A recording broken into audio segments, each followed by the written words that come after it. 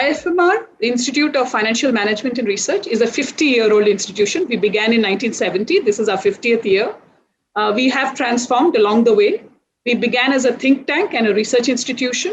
We used to give corporate training, and governmental officers would be trained by us. Along the way, we realized we have a lot of expertise in finance. So we started an MBA program in 2002. This became a full-fledged MBA. First, it was a PGDM, as you know, and then it became an MBA program. So we are nearly 20 years of experience of running an MBA program. This is a full-time residential program, 2 years. We have increased our numbers. Now we have 180 students. We began with 60. One of the things I would like to emphasize, though our finance faculty are amazing, we have a full-fledged area specializations. We have 7 areas that range from data science all the way to strategic management. And our graduates are ready to be general managers in any company of the business world. First, we focus on developing core and skills of the students. So the first year is focused on all the core courses, and the skill sets that we develop, we offer through workshops that are open for all. These include our data science, managerial skills, as well as the legal aspects of business. So our students are well grounded in their first year. We also have, because of our being within CREA, which is a liberal arts university with interwoven specializations, we have 4 interdisciplinary courses that are taught by faculty from different areas of specialization. These are communication, ethics, design thinking, and the CAPSIM simulation. So these 4 courses enable our students to break out of silos. It enables faculty to work together. We bring in industry experts, and students therefore are able to behave like real managers, think about ethical problems, not in silos, think about design thinking from the point of users. The CAPSIM simulation is really the simulation that is used by top-notch business schools abroad and in India. And we are very proud to expose our students to these range of core and skills in the first year. In the second year, they are encouraged to do at least 2 areas, courses in 2 areas. These are elective courses. And we have 7 areas that we offer in data science and information systems, economics, finance, which includes accounting and quantitative finance. We have human resources, marketing, and strategy, operations as well. I was trying to be alphabetical order so that the students know how systematic we are. These 7 areas, students are encouraged to do at least in 2 areas electives, so that when they come out from the IFMR Graduate School of Business, they have more than one discipline that they bring to bear on industry problems. In addition to electives, students have a choice of doing independent study with some faculty of a particular topic, as well as they can do industry projects. And these are in lieu of courses in the second year. Between first and second year, we have compulsory internships that we solicit from industry, and 100% internships happen between the first and second year summer overall.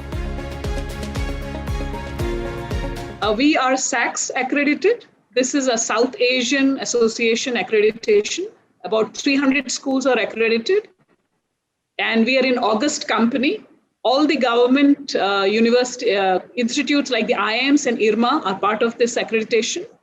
Private schools like the Goa Institute of Management, TAPME, and Great Lakes are also accredited by the same SACS accreditation. And schools like ours, which are not standalone, but within a university, like Ahmedabad University, OP Jindal, are also accredited by SACS. So it's a well-recognized one. We are working on ASCSP and NBA as we speak, so that we get more recognition. I would like to add about the NIRF ranking. For the first time, we are below 50, and this is of concern to us. And I think the 2 factors we have ranked low is, one is recognition, and the second is our research profile. And despite our immense recognition with alumni and the market, I think our change along the way to be within CREA University has affected our profile. We are now known as within CREA. We are not really known as IFMR standalone anymore. So we are trying to bring the 2 things together to be recognized for our legacy as well as for our current status and for our research profile, because our faculty publish extensively, but they often publish under IFMR and some publish under IFMR CREA, and that is getting divided. So once we bring the 2 things together, we will be back on track in terms of NIRF as well. We do pay attention to academic background in terms of school and college. We do look at the marks you've got. And we have put the criteria very clearly on the website. 60% is the minimum in terms of both the standard 10, 12, as well as the undergraduate degree. Beyond that, we look at standardized test scores. We have given the percentiles for these tests. We take 6 standardized tests, the usual CAT and XAT and CMAT. We have added NMAT this year, mainly because it is offered multiple times and it can be taken in COVID times at home with proctoring instead of going to a center. So we have been very mindful of COVID and included NMAT as well. We do have GMAT and GRE in the international spectrum. Besides these standardized tests, we look at the work experience. 0 to 3 years is the work experience we look for. Putting all this aside, we look at the statement of purpose students write, the objectives that they have for their careers, and also their co-curricular and extracurricular activities. So we are trying to look for as rounded a student as possible, who is not just about studies, but also about the objectives and goals they have in mind for the future. We have backgrounds of students ranging from engineers to the arts. That's the broad range. Engineers have gone down recently. They used to be a much larger part. So now they're about 40% of our student base are engineers. The other 60% are broken up in terms of commerce, arts, and the sciences. In terms of gender diversity, we have about 60% men and 40% women. Work experience, we have the last batch, we were about 30% work experience and 70% were without work experience. Our work experience goes up to 3 years is what we take in terms of student requirement. Geographic diversity is just amazing. I would say because we are not in a metro, we have students also not from many metro backgrounds. So we have nearly all the states of India represented in terms of diversity. Religion-wise, we have people from all kinds of backgrounds. In terms of financial background, we have people from business communities, we have people from the service community. So it is really a microcosm of India that we see here. Wide spectrum of students. We have had a very good placement track record. This year, we have 100% placement. 10 students of our 185 opted out because they had other offers when they came in. They chose to go there. We have placed all the other students. Our average CTC was about 9.37. The median was 9.5 lakhs, I'm talking about. And the highest CTC was, if I remember right, 13.26 lakhs was the highest CTC that we got. Our placements tend to be because of our legacy. About 40% is in the BFSI sector.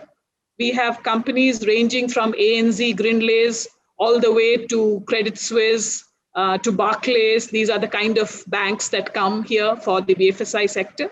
We have consulting placements. So the KPMG and the JPMC companies come here for consulting jobs. Deloitte has taken quite a few of our students. We also have placement in marketing and in IT. These are the other areas where we have placed our students. So it's about 40% BFSI, 25% maybe consulting, 20% would be marketing, and the remainder smaller number is IT and operations. That would be the functional breakup of our placement services. We have about 650 student capacity. Students live in 2-seater air-conditioned suites, bathroom attached. All our facilities are air-conditioned, so our educational facilities, in terms of the entertainment that we have indoors, everything is air-conditioned. We have cafeteria where the students have all meals included meal plan, but they also have a la carte ordering that they can do. Our sports facilities outdoor range from football to cricket to basketball, you name it. We have indoor lounge facilities, cafeterias, billiards, caroms, chess.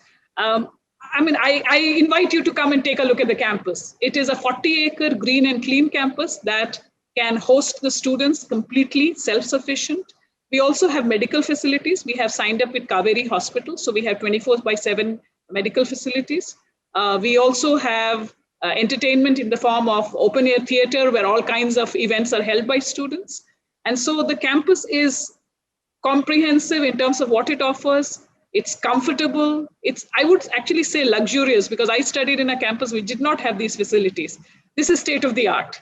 Safety, security, Wi-Fi, 150 mega Mbps Wi-Fi leased line for exclusive use of students and faculty who are here.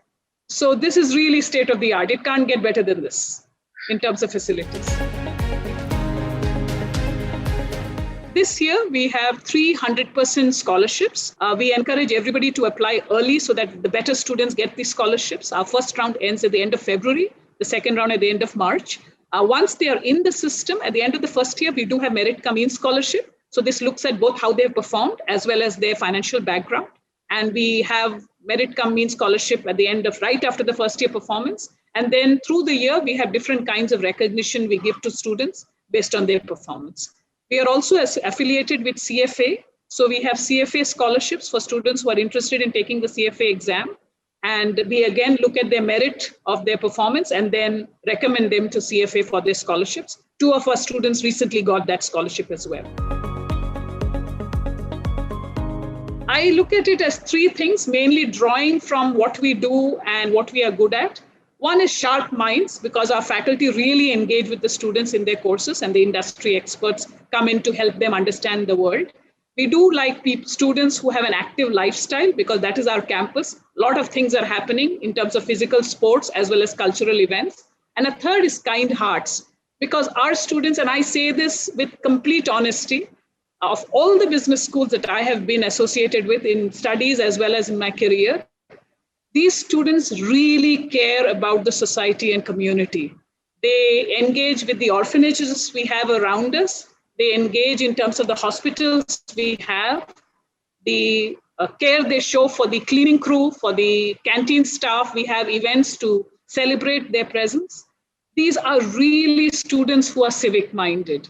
So I think sharp minds, active lifestyle, and kind hearts.